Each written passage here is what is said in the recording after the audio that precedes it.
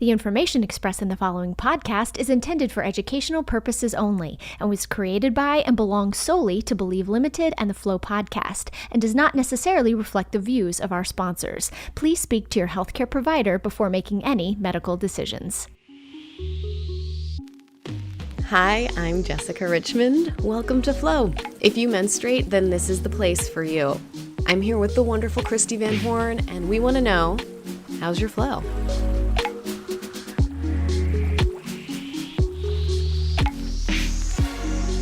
This is Flow. We're so glad you're here. Hey, Christie, legitimately, how is your flow? I just went off the pill for the first time in years. So this is my first period not on the pill. And I've been really tired and my flow is heavier. And yeah, it's a little bit of a transition. So glad you asked, because this will be a journey for us.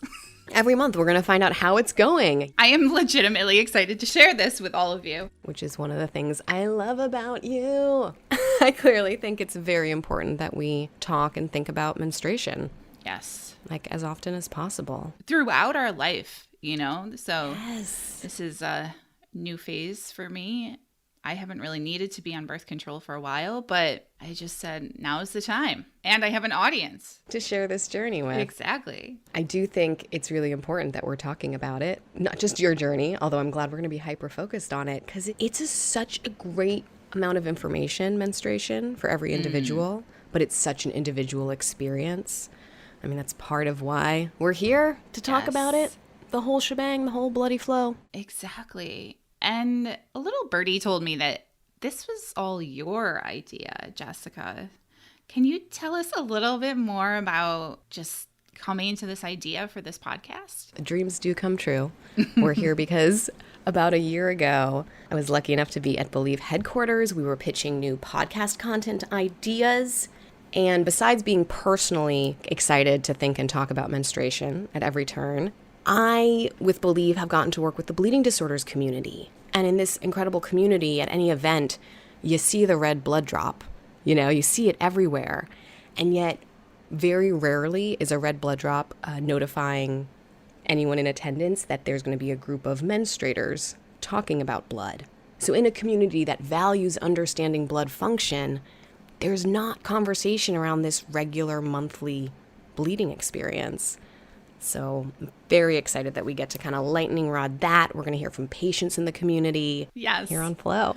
I'm sitting over here shaking my head. Yes, it's so true. All the exciting guests that we're going to have on the show. So, Jess, you mentioned Believe Limited. Could you tell us more about your work with them? Yes, I have been lucky enough to work with Believe Limited over the past 6 years or so.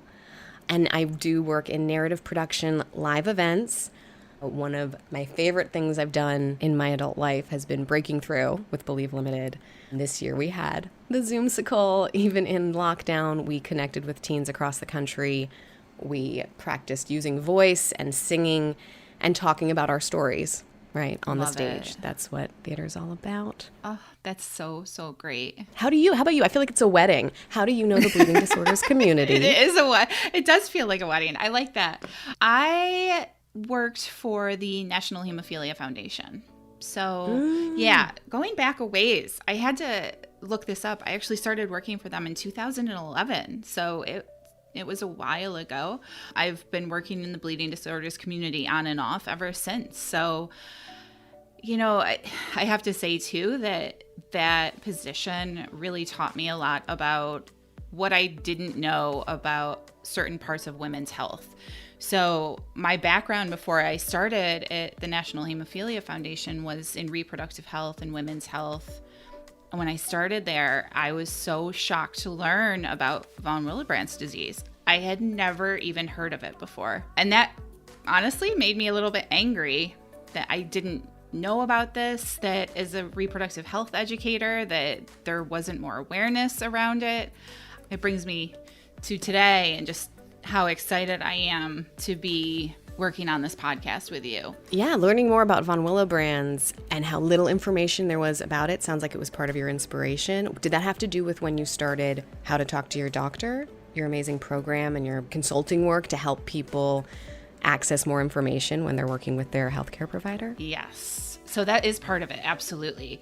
I see this huge gap in what public health professionals refer to as health literacy. So health literacy is exactly what it sounds like. It's how we understand and how we process health information, right? But Jess, would you be shocked to know that less than 10% of the population in America is actually health literate? Less than 10% is health literate. Right. Shocked. So I would say that I'm not, and I work in health literacy, because when you think about it, it means we have to understand insurance, like that in and of itself, right? Yeah, it's crazy. Started how to talk to your doctor so that we can learn how to ask questions if we don't understand something. Health literacy includes, how to read medication labels, or understanding what your doctor tells you, or what the numbers mean when you have your blood pressure taken. So all of these things that we think are common sense, but they're not always. We don't learn these skills anywhere. So my goal is to provide tools and skills, particularly with women and mothers, to take control of their healthcare. So I cover topics like how to find a great doctor to work with, how to prepare for your appointments to build confidence, how to advocate for yourself. But my overall goal is to see ourselves, and this goes directly with our goals with this podcast, is to see ourselves as our best experts and to see our medical care as a partnership. That is so lovely, to consider the relationship you have with medical care as an individual. Yes. To really think about that relationship. It feels like a full-time student workload to understand the medicine I'm involved in. Yes. And that's both periphery to the bleeding disorders community and just as a human myself. It takes so much study. It does. And think about people with chronic conditions, and we're going to talk to some on the pod, women who have struggled to get a diagnosis and how challenging that is. So my goal is to help women to learn some skills that will help them to get a diagnosis possibly a little bit faster. So great. It's such epic work you're doing. And so people can find you at How to Talk to Your Doctor. Yes. On the gram? On the gram. In general? At How to Talk to Your Doctor. And also my website is How to Talk to Your Doctor. So easy. I love everything you put out. I've become a smarter person since following you. Aww. Social media can be addictive and a problem, but when there is such great information being provided like what you're doing, I'm just so grateful to have an Instagram account. Speaking of entertainment, I understand that you wear a lot of different hats in the entertainment world. I love a good hat. What can I say? And it's the name of the game. I've been very lucky to be in a community of creatives in my adult life, and I collaborate almost all the time. My projects are en masse with others, but I'm coming out with my book. That's like my next thing. So here we are, 2021. It's January. Look for it soon. Oh, it's about intersectional feminism, if you're into that kind of thing. Features Joan of Arc, queer theory. It's going to be great. I'm so excited for it. It's called Get Off the Patriarchy. Oh my gosh. Not only am I excited, I know a lot of people that will also be signing up to order that book. That's awesome. I really don't want to stop this really great conversation that we're having, but we have an amazing guest today, Dr. Holmes, who is ready to chat with us. But I didn't get to ask you, how's your flow? Oh my goodness. Yes, right. Thank you so much for asking. I am luteal right now, which maybe we'll get into some more of the phase names with Dr. Holmes from Girlology in a moment. But I'm luteal. I just stopped bleeding. This is like a good time for me to ask my body to do new things, stretch new ways, things like that. Love it. So I'm psyched that we're going to talk to Dr. Holmes from Girlology about the normal phases of menstruation. What is normal? Everything is individualized, but we're going to get an overview of general menstruation. And then we're going to close with a wonderful segment we like to call You're Not Crazy, Lexi. Listen, if you menstruate and have times that feel nuts when managing your menstruation, just remember, it's not you. It's thousands of years of ignorance and oppression. Absolutely, Christie. We'll get to that and our interview with Dr. Holmes after this quick break. Now, a word from Takeda, a proud sponsor of the Flow podcast initiative. Takeda is the manufacturer of Von Vendi, von Willebrand factor recombinant. Together, we're committed to connecting you to the resources that can support you throughout your journey and to helping getting the word out to women everywhere. You have a voice, you have a community, and you have our unwavering support. To learn more, visit vonvendi.com. Yeah, my dogs are outside my window, so hopefully they'll be quiet. Sometimes they're in flow too and have things to say. Tell us about your amazing work, Girlology, and what you find maybe most interesting about menstruation. Sure. So my name is Dr. Melissa Holmes. I'm an OBGYN, have been for over 20 years. And, I was in an academic practice. In my practice, I saw way too many women who arrived at my office without having some essential knowledge about their menstrual health. And they could have prevented some problems or been managed a lot sooner than they were. And so Girlology became a passion project of educating younger women about their reproductive health and particularly menstrual health. And so that's how it started. It really started as kind of a puberty education program for mothers and daughters 17 years ago. It was a long time ago. And since then, it's really morphed into a much bigger platform where we really cover all of girls' health to try to fill in some of the gaps that we see in women's health and just start earlier educating young women about what are their health risks. And it's not just about puberty and reproductive health, but we've also expanded into mental and emotional wellness and physical health, physical fitness, and everything that girls and women struggle with disproportionately. Wow, yes. And you mentioned those gaps in what is known or what is part of maybe a standard education. Would that be a fair thing to say? Yeah. When you think about reproductive health education, it just hasn't gone well in our country in quite a while. I mean, honestly, back in the 70s, people got better sex education than they do today. They were able to be a little more comprehensive and, they used to do condom demonstrations and things like that. And today, none of that's happening in a lot of schools. And so we just decided to take, especially starting at puberty, take that education out of the classroom, out of it. We couldn't do it in our doctor's offices. We didn't have time. And so we really took it into the community and brought parents and kids together to start learning about it.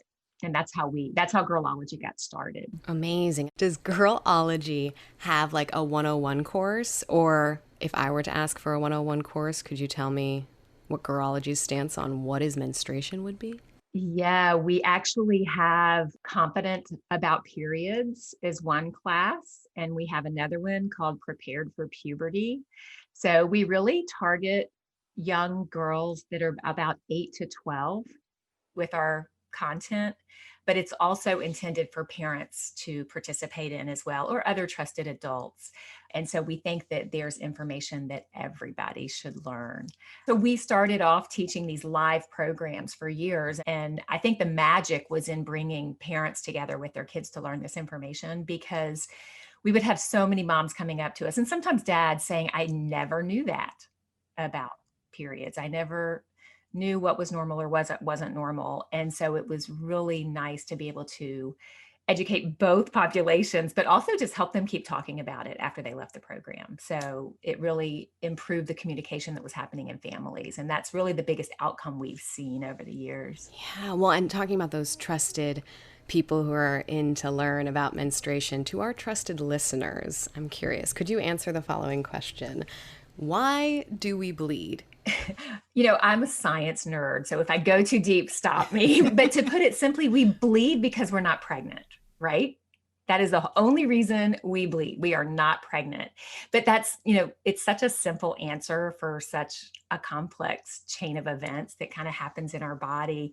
So basically, just to go into a little bit of science, because I love it so much, if an egg is fertilized, right, it implants in the endometrium, and that starts this whole signal of hormones that kind of continue the pregnancy going and changes the way our body works. But if there's no fertilization and implantation, exactly 2 weeks after ovulation, your hormone levels will drop pretty quickly. And as those hormone levels are withdrawn, the endometrium responds by going, there's no baby here. So I've got to freshen up and start over, right? And prepare a new little nest for another potential egg to drop in here. So that's why we bleed, because we're not pregnant. Yes, we bleed because we are not pregnant. I've never heard it put so simply in all these years. Thank you, Dr. Holmes.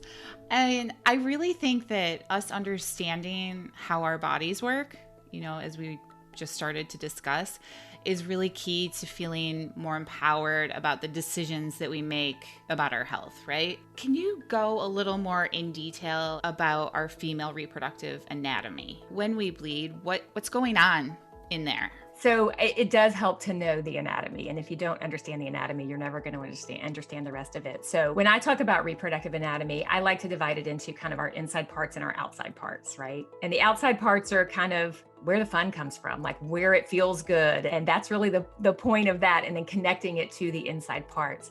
A couple of things I want to mention about outside parts that I think are critical for people with vulvas to understand is that all the outside parts are not a vagina.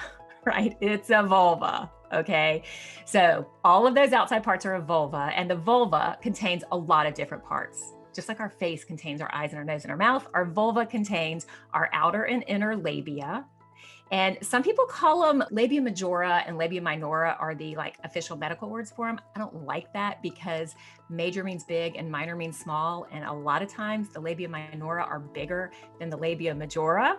So I like to call them the outer lips and the inner lips because it is completely normal for those inner lips to be longer than the outer lips, to poke out. It's fine if they stick in, but calling them major and minor is kind of not my misleading. Thing anymore. And then the other parts of the vulva would be the clitoris at the top, the clitoris is like one of my 14-year-old patients calls it the magic button. And I've always loved that. But it's like the tip of an iceberg. So what we see of the clitoris is really just a small part of the actual structure of it. It extends way down the sides of the labia, and it also extends into the vagina deep beneath the tissues. So the clitoris is a lot bigger than I think most people think. And that's why it's the source of pleasure for our sexuality. And then we've got those two openings on the vulva, the urethra where our urine comes out of, and the vagina, which the only thing about the vagina on the vulva is the vaginal opening. The vagina is actually a long canal, right? That extends from the outside world to the inside parts, which is where our period's going to come from. So that's the outside parts. When we get to the inside parts, it's pretty simple. At the end of the vagina, there is the cervix, which I kind of call the door to the uterus. The cervix, from the gynecology viewpoint, looks a little bit like a donut or a bagel. It's got a little hole in the middle. It's a tiny little hole. Nothing can get through that except things that are like cellular level or fluids. So people worry about tampons getting lost. That's never going to happen. So from the cervix, you go up into the uterus, and the uterus is where the babies are grown, and the uterus is hollow. It's made of muscle, and in the center of it is this layer we call the endometrium, and that's what I was just talking about, where the periods come from. And then off the top of the uterus are these two long arms called fallopian tubes, and then at the end of the fallopian tubes are our ovaries, which contain all of our eggs. My goodness, do you remember the magic school bus? Just as you were telling that? I don't know if our listeners will, but yeah, the magic school bus. I could just picture that journey that you just took us up the vaginal canal, like in a vehicle. Oh, the cervix is like this tiny little thing that we think we can get through. No, we can't. It's great. Can I tell you that in our Girlology programs, when we are talking to 8 and 9-year-olds describing anatomy, we use the magic school bus. We say, pretend Mrs. Frizzle is taking you on a field trip up the vagina. Here's where it's going to start. Love it. So I love that you just made that connection. Here's a fun one while we're like living in the vagina cavity in our visualization. When that cervix does open and the uterine lining does start to come out, then we do have our period. What is that made of? The menstruation, the fluids, like what is it made of? So the fluids, everybody thinks it's just blood, but blood is really only about 1/3 to 1/2 of the fluids that come out. So the fluids consist of the endometrium, which is this fluffy little lining inside the uterus. And the endometrium is, like I said, this fluffy tissue, but it also has a lot of blood vessels that are supporting it. It has a lot of fluid in it. And so our period contains all of that. And then as it comes out of the cervix, it collects a little cervical mucus, and then it passes through the vagina where it picks up some vaginal secretions and vaginal cells that have been sloughed. So our period actually contains a lot of fluid and cells in addition to blood. Fascinating. And then the blood, of course, is red. We think of it as red, but we actually we know varied colors come out sometimes of our periods. We had a listener question. If I can play the audio, we'd love to share that with you. Okay, so I have a period question. I've been having a period for a lot of my life now, and some months my period is bright crimson red blood, very fluid, limpid almost, watery. And then the next month, it is rusty brown and thick and has clots and is entirely different in every measurable way from the very month before. Why? Why does it do that? What is my body trying to tell me? And like, how do you go from within 1 month having very alive looking blood to then the next month very dead looking blood? I don't get it. Thanks. I love this question. We get it all the time. And so I hate to disappoint and make this less exciting, but the color of your period blood has nothing to do with your health or anything like that. All it has to do with is how long that blood has been sitting in one place before it comes out. So blood gets oxidized over time, and it goes from bright red to brown to almost blackish. And there is any color in that range from bright red to black is normal for a period. And here's how I like to explain it. If you think about a scab, right? So if you cut yourself or scrape yourself and you get a scab, at first, you're bleeding and it's bright red because that's fresh blood. Then it gets better. It looks a little darker. The next day it's looking brown. And then over time, that scab turns black. That is just what happens to blood as it ages. It's part of the oxidation process. So if your endometrium sloughs fast, which again, doesn't have anything to do with your health, that blood is going to come out brighter. If it gets out of your vagina quickly, it's going to be a brighter red. If it takes a few days, it's going to be brown or black. And it doesn't have anything to do with your health.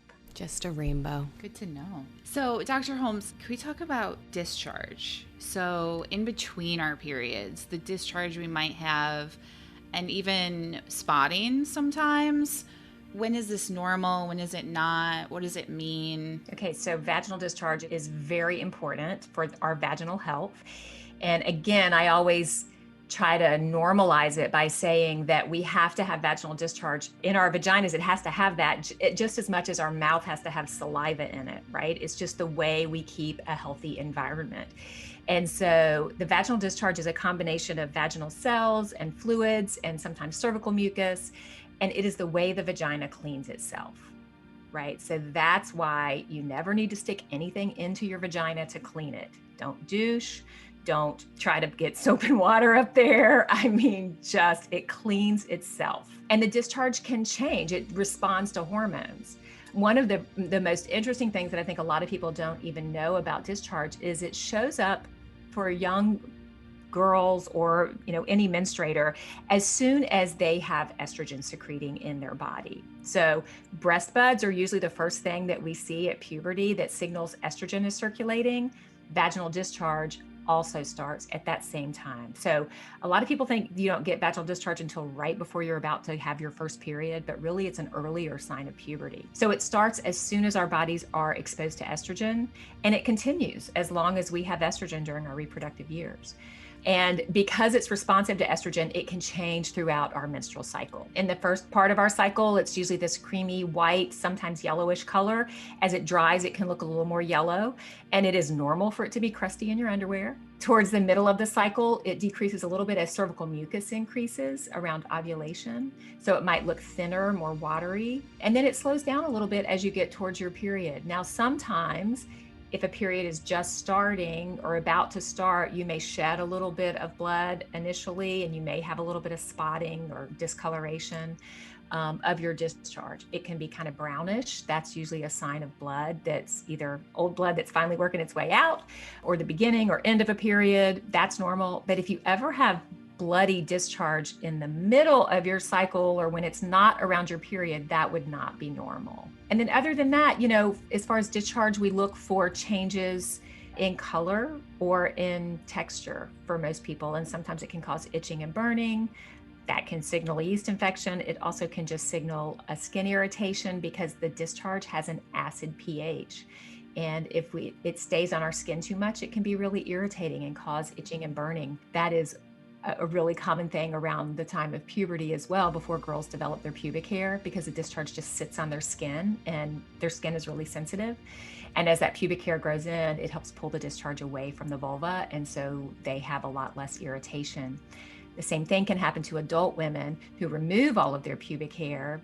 That discharge can be irritating sometimes. And I have prescribed, please let your hair grow in to some people because they've had so much irritation from that chronic moisture and acidity. I'd love to see that on a prescription note. Yeah. Grow your hair.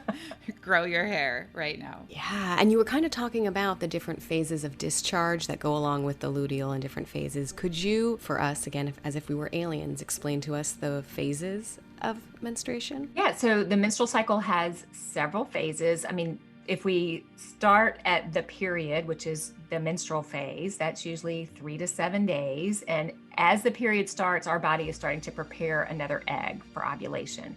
And that's called the follicular phase. This is when I'm teaching young people who are just learning some of this, I say this is egg prep. Right? The eggs are getting ready to ovulate. So follicular phase means the egg is forming in a follicle, which is actually a cyst. And our ovaries form several cysts every month. And the one that grows the fastest, the largest, the fastest is the one that gets to ovulate. So another thing it's important to know that during the follicular phase, it is normal to have cysts on our ovaries every month if we're ovulating. So the follicular phase is variable. It can last anywhere from a week to 3 or 4 weeks in normal menstrual cycles. And then you get to ovulation, and that is actually a moment when the egg pops out, but we consider the ovulatory phase to be about the 24 to 48 hours when our hormones are primed for ovulation. And then the next cycle is the luteal phase, and we call that the premenstrual phase. And that is the most consistent phase in every menstrual cycle. Everybody's luteal phase is almost exactly 14 or 15 days. Pretty fascinating. So, and then at the end of the luteal phase, if there's no pregnancy, those hormones drop and you start your period again. So the luteal phase is really fascinating because if we, everybody thinks, oh, well, I'm ovulating 2 weeks in the middle of my cycle. Well, you're not. You're ovulating exactly 2 weeks before your period starts. So if you want to predict ovulation, you have to predict your next period and count back 2 weeks. So interesting that that's such a standard number or an expected number of 14 days, and yet the other phases of menstruation and follicular, those might be varied for individuals. Absolutely. So, a menstrual cycle normally can be anywhere from 21 to 35 days. And so, 14 days before 21 days means you could be ovulating 1 week into your menstrual cycle if you're having 21-day cycles. So, yeah. Quite another range of color, range of time that can exist. And I think you mentioned, everyone is different. I think you said this earlier, but is there like a name for the whole shebang? I think I maybe know the Jeopardy answer. I think it's reproductive years. Yeah. Right? Yeah. From the time of first. The whole shebang from menarche to menopause. That's it, yeah. Yeah, so menarche is the first period. Menopause is when you've spent a year without a period at the average age of 51. So reproductive age. And then there's the perimenopause, which is really about the 7 to 10 years before your periods stop. So you're an OBGYN, you're a mom of 3 girls. In your expert opinion, what is important for a preteen girl to know as she anticipates her first period? So we've talked a little bit about this, but what advice would you give other mothers? I think it's less important for them to understand the entire physiology of the menstrual cycle and more important for them to understand, number one, that their menstrual cycle is vital for life. It is important. It is nothing to be embarrassed about. It is our biology. And it's exciting and it's life-giving. And so we need to normalize that the menstrual cycle really is a vital sign. And then I think the other thing for them to know is just what's it gonna be like? That's what girls really want to know. When we teach our classes, they're like, what is it going to look like? How fast does the blood come out?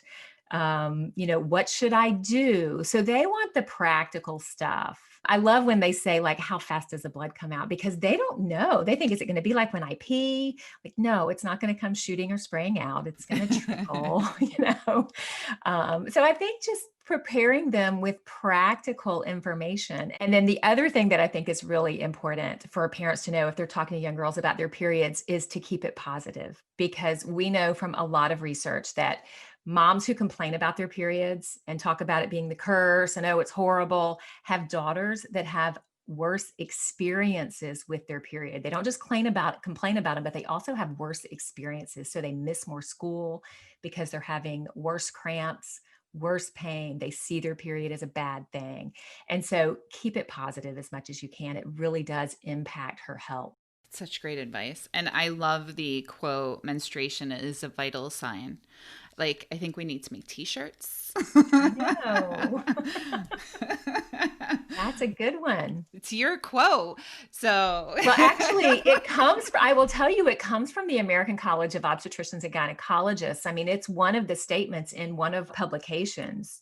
The menstrual cycle, it should be considered a vital sign. And it's encouraging other providers besides just OBGYNs. I mean, we're always interested in the menstrual cycle, but a lot of providers ignore it. And they don't even, for a woman that has maybe inflammatory bowel disease, they don't even consider the fact that it flares in relation to some of her menstrual hormones.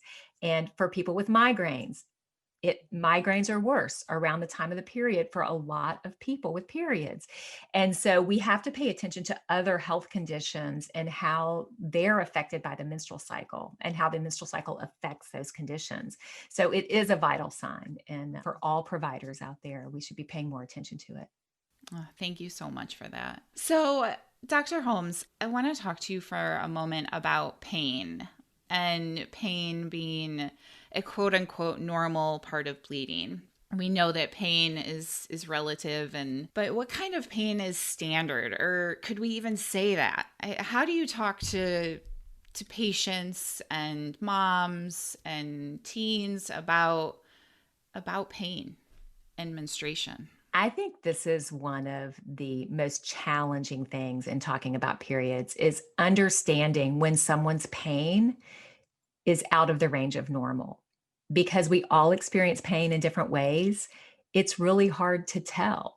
So when I'm seeing a patient in the office and they tell me they're in pain, I'm looking for physical signs of pain, right? Is their heart rate up? Are they sweating? Are they doubled over? Are they holding their belly? I can see some of those signs of pain. But when you're just talking to young women about your period shouldn't hurt, but it does hurt a little bit, right? Because it's a muscle cramp that's causing it. So we get pain with our periods, which is called dysmenorrhea, because the uterus is contracting and helping push that endometrial lining out of the uterus through the cervix and out the vagina. So having a little bit of pain is okay. And you have to think about it like a muscle cramp. Like if you were to go out and do a new exercise, your muscles would be sore the next day. This pain isn't exactly the same, but it is similar in that it's a deep muscular pain. And you just have to decide, is it interfering with your life? So if your menstrual pain prevents you from doing things that you enjoy doing, if you want to go outside and play and you're just like, I don't feel like it, it's too uncomfortable, that's probably a little more than we would want. So, we first start by treating it with some over-the-counter simple remedies, or even just heat or a warm bath, or we know that exercise helps. So we try those simple measures to reduce pain. And if those aren't allowing someone to do their normal activities, then we need to start looking deeper into what the problem is. What I hate is when our pain gets dismissed, right? Like, oh, it's just period pain. I'm going to suck it up. I mean, as women, we do this all the time. Oh, I'm just going to suck up this period pain and get on with it. And I mean, sometimes we need to stop and say, no, this is real. This is I'm not sure this is normal, and check in with our doctors. The biggest concern being endometriosis, which, it's really hard to diagnose without doing surgery. It's a complicated problem. And just knowing that there's some threshold where if it's interfering with your life, you need to look for answers. That's how I direct people. Yeah, I love that. That's great advice. And just for our listeners, we do plan to have an entire episode focused on endometriosis in the future. So thank you. That's a perfect segue to our future plans and episodes. What are some other questions that you hear on a consistent basis? Oh my goodness. Well, you have to keep in mind that I talk to 8 to 16, 17-year-olds the most often, and they have all kinds of great questions. I mean, they do ask about, is it normal to pass clots? And it depends on the clots. So we have to kind of qualify that. If they're small clots that show up in the morning, it's just because I mentioned that blood gets darker over time. It also will become solid, which is a clot, over time if it sits long enough. So sometimes that blood's just been sitting in your vagina overnight, and when you get up and there's a little clot that comes out, that's normal. But if you're passing big clots through the day that are bigger than a quarter, that's not normal. How much bleeding is normal is another question we get, which I think is really important, because as a gynecologist, I see people on their periods all the time, and I know what looks normal and what doesn't look normal, but you don't see other people's periods probably. So knowing what's normal and what's not normal is hard. So there are some kids who think that this massive amount of bleeding they're having is normal. They just well, this is just what I do, but they have no comparison. So helping people understand what's normal or not is a big question we get. And we usually try to quantify that by saying, if 3 to 6 period products a day is about average. And if you're using more than that, you should check in with your doctor. And then obviously any other symptoms like shortness of breath or racing heart or dizziness when you stand up, when you think you have heavy periods, those are things to be on the lookout for too. I was just wondering, what kind of questions do you get from moms or parents? A lot of moms are concerned about the period products that their kids use. So they want to know if it's okay for them to use tampons when they're young and if they're safe. A lot of them want to know if they should be using organic products or not. And then a lot of moms are really just wanting to make sure they give their kids the right information. A lot of them want to know what they should tell their sons about periods. My answer is you should tell them everything. We actually have Girlology as well, where we teach boys about periods. And I love it because these are fourth graders, keep in mind, fourth grade boys, and they're so curious. They're not grossed out by it. They're just like, well, why does that happen? And they definitely want to know how fast the blood comes out. They're like, does it shoot out? I mean, they're fascinated. And I think it makes them more empathetic, and they're just genuinely curious. And so keeping this information from them does nobody any good. So beginning to have these conversations when children are young is really, really important. And then, when we have transgender and non-binary kids learning about periods, and we have boys and girls learning about periods all together, then there's a lot less stigma for everybody, and people understand, what everybody's going through. Thank you for saying that. I appreciate you highlighting that importance of doing and providing the education for everyone inclusively. It's important. Absolutely. And it's interesting, you're just talking about heavy bleeds, and when is a heavy bleed? Need maybe specific period products? We actually have a question from a listener I'd love to play about toxic shock syndrome and different sized tampons and things like that. My question is about toxic shock syndrome. I feel like when you first get your period, one of the first things that you're told about is toxic shock and how scary it is, and to make sure that you change your tampons frequently and don't sleep in them for too long and all of that. So I've always been very conscious of it. And I just recently read a story about a woman who got it, who was talking about she always changed hers frequently, but she was using high absorbency tampons, which I do use because I have a very heavy period. So I'll use Ultra and Super Plus tampons. And I just wanted to know a little bit more about that, if there's anything I can do to prevent it or things to be aware of. I always use cotton or non-chemical tampons, or, the best you can find in that. way, but I was just wondering, I just feel like there's a lot of myths and misconceptions about toxic shock, and I just wanted to know a little bit more about it. Thank you so much. We get a lot of questions about toxic shock, and I think it's important to understand, to have an awareness about it, because it is very serious and even can be life-threatening. But I also don't want people to be afraid, because we can put that fear in perspective by kind of explaining that it's rare. So I use the example of lightning when I compare it with toxic shock. So you're more likely to die from a lightning strike than you are from toxic shock from associated with tampon use. But just like when lightning's out, not to hold a metal rod in the air and not to, go swimming. There are things you need to know about using tampons that can help reduce your risk of getting toxic shock. And those are, you're going to always use the lowest absorbency tampon that will manage your flow. We know that women who get toxic shock syndrome during a period typically have been using higher absorbency products and have been using them for longer than 8 hours. Now, there is nothing magical about that 8-hour mark, but we do know that longer duration and higher absorbency increases that risk. So as a gynecologist, I recommend changing your tampons every 4 to 6 hours. If you take one out and there's still white on it, you should go down a size, right? And sizes are absorbency. They're not like bigger or smaller. The size is all about absorbency. And the FDA actually regulates that. And the other thing I will mention is that organic tampons carry the same exact risk for toxic shock syndrome than non-organic tampons. And there are no chemical full tampons or chemical free tampons. I mean, cotton is cotton. Organic cotton and conventional cotton both go through a process that requires extreme heat. It's like special hot water or something that really removes that waxy surface. And that's enough to remove most of the toxins and anything that we would be concerned about. So they go through a very similar process.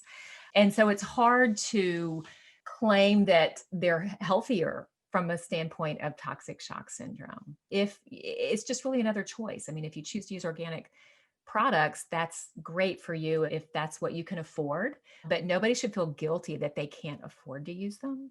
I got off toxic shock syndrome a little bit there, sorry, but the whole organic thing, I don't want people thinking that they're going to reduce their risk for toxic shock because of that. Oh, well, that's great advice. It sounds like, if I can, the main thing is if I'm menstruating and I take my tampon out and I still see white cotton, that means there's too much cotton in my vagina cavity when I'm menstruating and I need to go down an absorbency size. Yeah, it means that you didn't maximize your tampon, right? So you want to make sure that your tampons are full. And the other thing I would say that's important is never use a tampon when you're not actually on your period.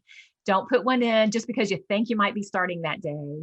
And don't ever use a tampon to manage vaginal discharge. Those are important points too. Great advice. Our final question is really about you. You've given us so much vital and helpful information. If people want to continue to follow your work, what is the best way for them to tune into what you're doing? Are there certain platforms that you would like to connect with people? How can they find you? Yeah, I mean, my passion is Girlology, and it's, a girls' health digital platform. And so they can check out girlology.com. We have a website. We also have an app that's available in all the stores that you get your apps in. The app is free. We drop free tips every week. And then we have premium content that's really classes. So we have over 200 videos of tips that cover the range from puberty to reproductive health to mental and emotional health to physical health and nutrition. And that's really where I would send people. We have Instagram and Facebook. We do a lot of Facebook Lives to discuss different topics. So it's all under Girlology. You don't need to follow me as an individual. I'm here to support Girlology. It's really what I love. Well, we at Flow love it too. We are with the brilliant Dr. Holmes today on Flow. Thank you again.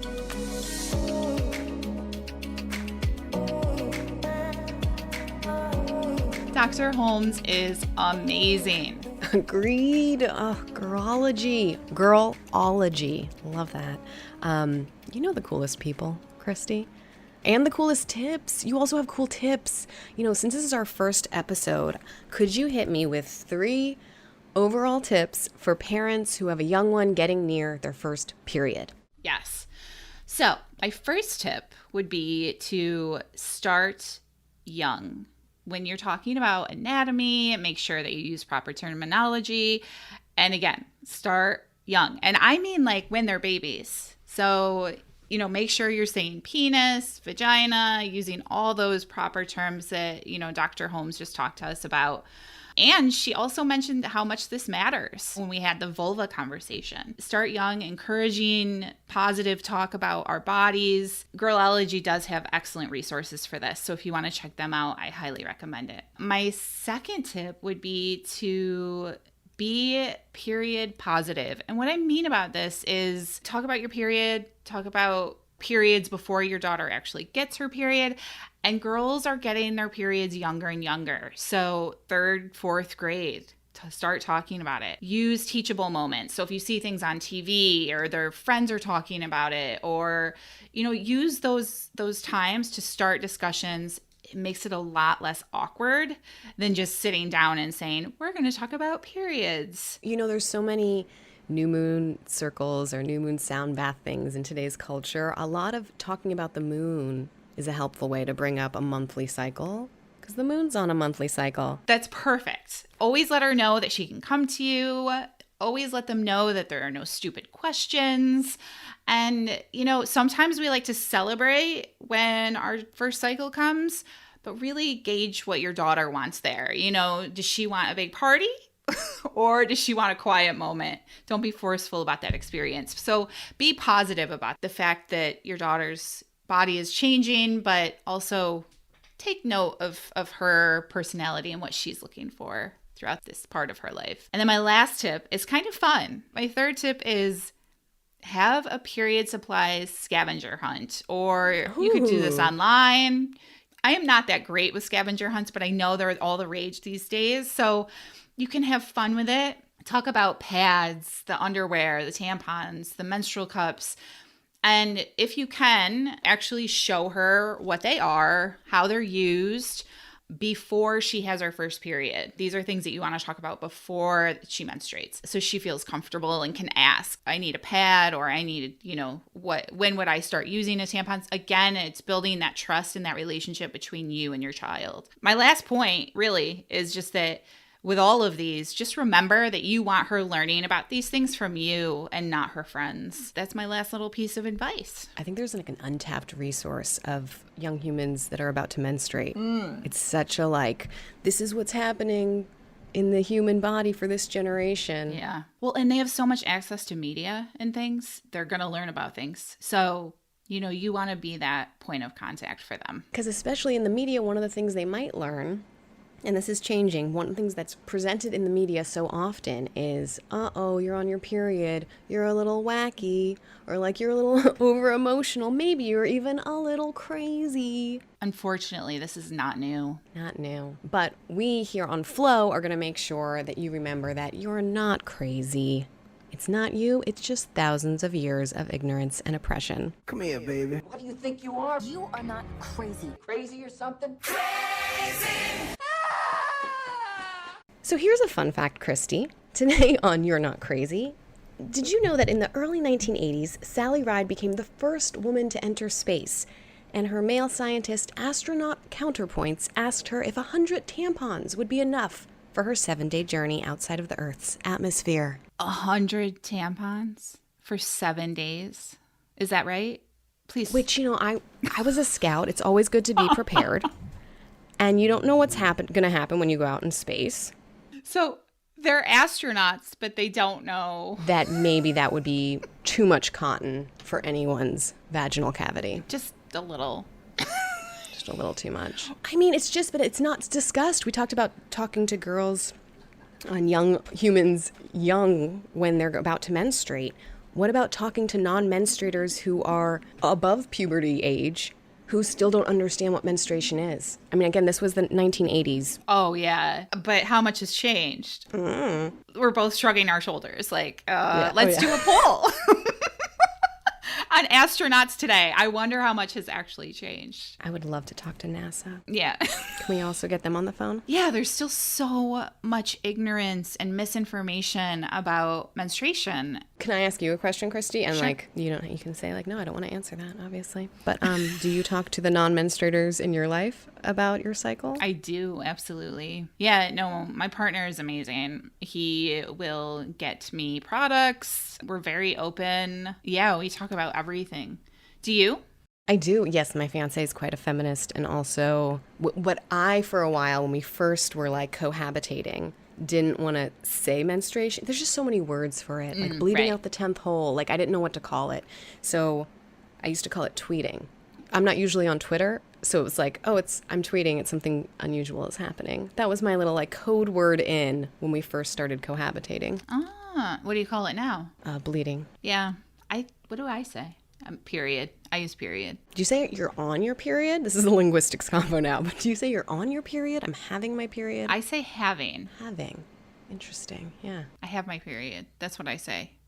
Is that grammatically incorrect? Good Lord.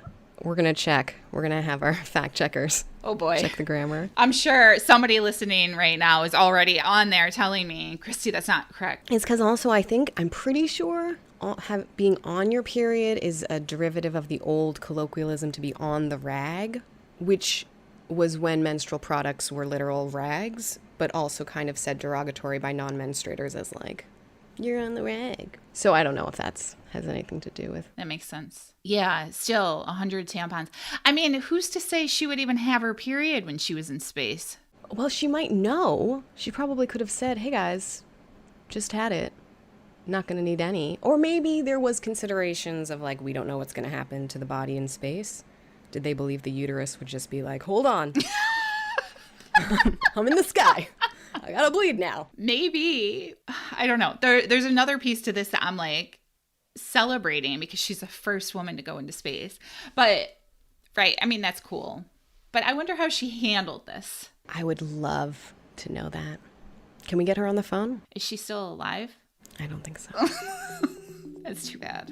Maybe she wrote a book. I just would like to ask every person who has a microphone to talk more about menstruation. Yes. So that, the other humans on Earth know that we don't use 100 tampons when we bleed. Just informative. Just accurate and informative. That's what we're after. Now I'm visually trying to imagine what 100 using 100 tampons, how much you would have to bleed. I wonder if menstruating astronauts today use cups or tampons. Another question. Ooh, I'm going to the visual again, but imagine taking your cup out in space. Whoa. And the blood would just kind of float away. Yeah, that would be cool to find an astronaut. I'm sure they have nothing better to do than talk to us. They should come talk to us. Yes, I agree. We're doing important work here. We are. Subscribe, rate, and share Flow. Referrals from you are the best way to reach new people. So share your story with us. Do you have an experience of extreme cyclical bleeding? We believe sharing these stories will support an increase in medical research and social acceptance. So we want to know, how's your flow? And thanks to our sponsor Takeda for their support of Flow. Flow was produced by BloodStream Media and supported by Takeda. Shout out to creative director Amy Board and Flow's host, Jessica Richmond and Christie VanHorne. Flow was edited by me, Colby Crow. Our next available episode will be February 11th. Hey, that's the day after I start menstruating.